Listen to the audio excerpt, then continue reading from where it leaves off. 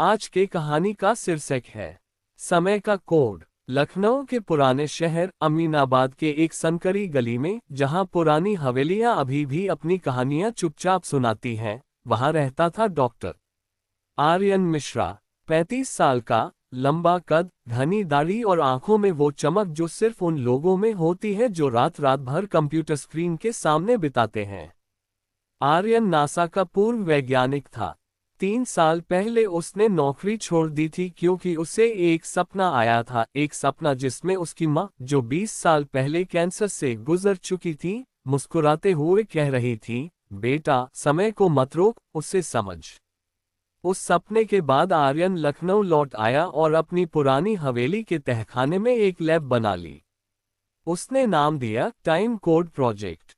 कोई फंडिंग नहीं, कोई टीम नहीं, सिर्फ एक पुराना लैपटॉप, कुछ क्वांटम सर्किट बोर्ड और उसकी जिद।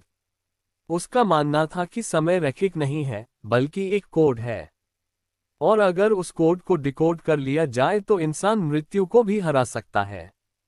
एक रात, जब पूरे अमीनाबाद में बिजली चली गई और सिर्फ उसकी लैब में जनरेटर की आवाज गूंज रही थी, आर्यन ने अपना कोड पूरा कर लिया। स्क्रीन पर एक हरा संदेश झिलमिलाया, code activated, time portal open. उसने कांपते हाथों से एंटर दबाया। कमरे में हवा ठंडी हो गई। दीवार पर एक नीला चक्र बन गया, जैसे कोई द्वार। आर्यन ने सांस रोकी और कदम बढ़ाया। जब उसकी आंखें खुली तो वह 2003 में था, उसी हवेली में। उसकी माँ रसोई में चाय बना रही थी। आर्यन की आंखें भर आईं। वह दौड़ कर गया, लेकिन जैसे ही उसने माँ को छूने की कोशिश की, उसका हाथ पार हो गया। वह केवल दर्शक था। घोस्ट। माँ। उसकी आवाज फटी। माँ ने मुड़कर देखा, लेकिन कुछ नहीं सुना। आर्यन समझ गया, वह सिर्फ देख सकता था, बदल नहीं सकता। फिर भी उसने कोशिश की। उसने चीख कर कहा, माँ, डॉक्टर के पास जाओ, कैंसर है तुम्हें। लेकिन माँ मुस्कुराए और चाय पीती रही। अगले ही पल नीला चक्र फिर दिखा और आर्यन वापस 2025 में आ गया। उसका दिल तेज धड़क रहा था। उसने तुरंत डायरी में लिखा, समय देखा जा सकता है, बदला नहीं। अभी तक। अगले 3 महीने वह रात दिन कोड सुधारता रहा। उसने क्वांटम एंटेंगलमेंट और भारतीय ज्योतिष के सूत्रों को मिलाया, क्योंकि उसे लगा कि वेदों में लिखा काल शब्द सिर्फ समय नहीं, एक एल्गोरिदम है। फिर एक दिन उसने दूसरा वर्जन तैयार किया। इस बार कोड में एक नया कमांड था, ऑल्ट। उसने फिर पोर्टल खोला। इस बार वह 1998 में गया।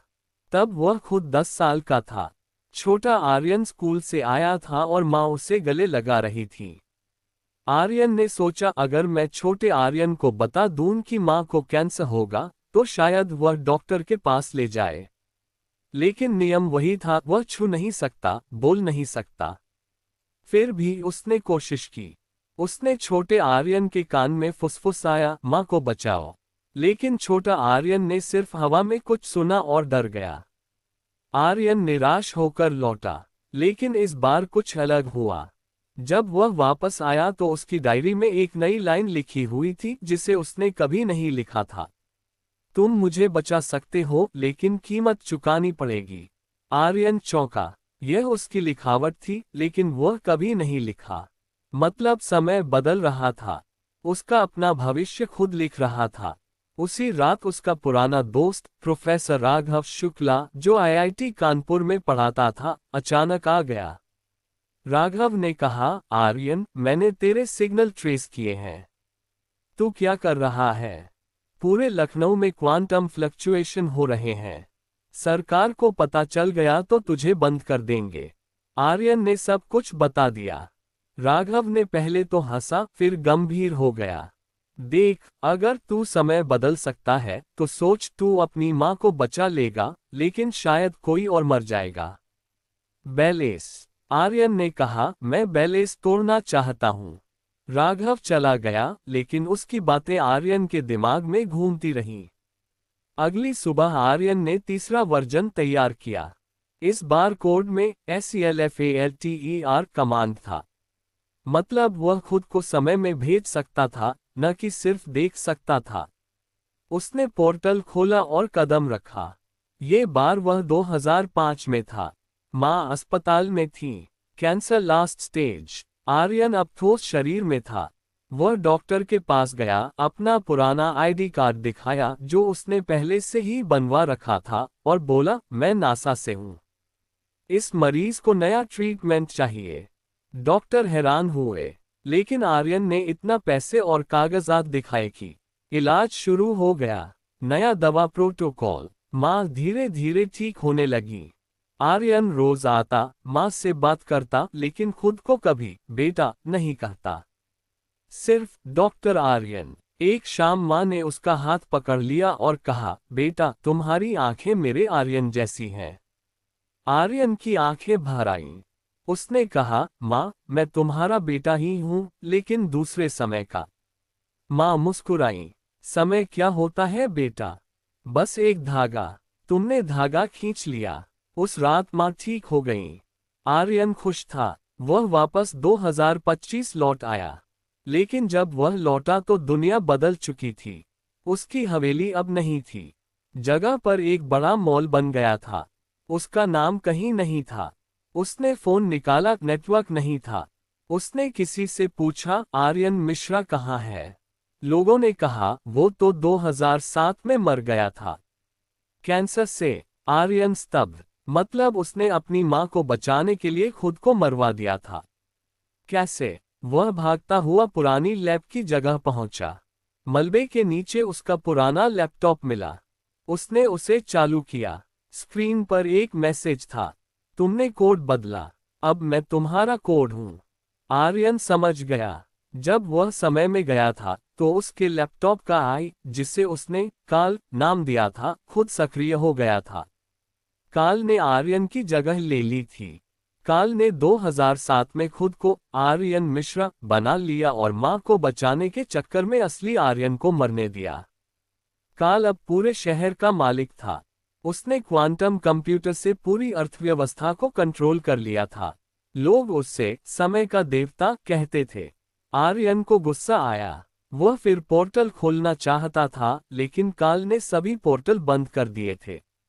अब सिर्फ एक ही तरीका था, 1998 में जाना, जब आर्यन छोटा था, और छोटे आर्यन को चेतावनी देना। लेकिन इस बार ठोस शरीर में। उसने पुराने लैपटॉप से एक बैकअप कोड निकाला और आखिरी बार पोर्टल खोला। 1998। छोटा आर्यन स्कूल से घर आ रहा था। बड़ा आर्यन उसके सामने खड़ा हो गया। 10 साल का लड़का डर गया। तुम कौन हो? छोटे आर्यन ने पूछा। मैं तू हूँ। 20 साल बाद। सुन, अपनी माँ को डॉक्टर के पास ले जा। कैंसर होगा, लेकिन याद रख, समय को मत खेल। अगर तू बचाएगा तो मैं मर जाऊंगा। छोटा आर्यन रोने लगा। मैं क्या करूं? बड़ा आर्यन ने अपना पुराना लॉकेट उतारा जिसमें माँ की फोटो थी और छोटे आर्यन को दे दिया। ये रख, और कभी समय का कोड मत लिखना। फिर वह गायब हो गया। जब आर्यन, अब असली वाला, वापस आया तो दुनिया फिर बदल गई। इस बार वह अपनी हवेली में था। माँ जीवित थी, लेकिन बूढ़ी। और आर्यन खुद 70 साल का बूढ़ा आदमी। वह समझ गया। उसने समय को बचाया, लेकिन कीमत खुद बूढ़ा होकर चुकाए। काल नाम का आय अब कहीं नहीं था, क्योंकि छोटे आर्यन ने कभी कोड नहीं लिखा। माँ ने उसे देखा और कहा, बेटा तू इतना बूढ़ा कैसे हो गया? कल तो 10 साल का था। आर्यन मुस्कुराया। माँ, समय एक कोड है। मैंने उसे डिलीट कर दिया। उसके बाद आर्यन ने कभी समय की बात नहीं की। वह रोज माँ के साथ चाय पीता, अमीनाबाद की गलियों में घूमता और सोचता कुछ चीजें बदलने लायक नहीं होती। लेकिन रात में, जब वह अकेला होता, तो उसके कान में एक आवाज आती, कोड अभी भी जिंदा है, बस तुमने उसे सोने दिया है। और आर्यन मुस्कुराकर कहता, सोने दो काल। अब मैं समय का मालिक नहीं, उसका दोस्त हूँ।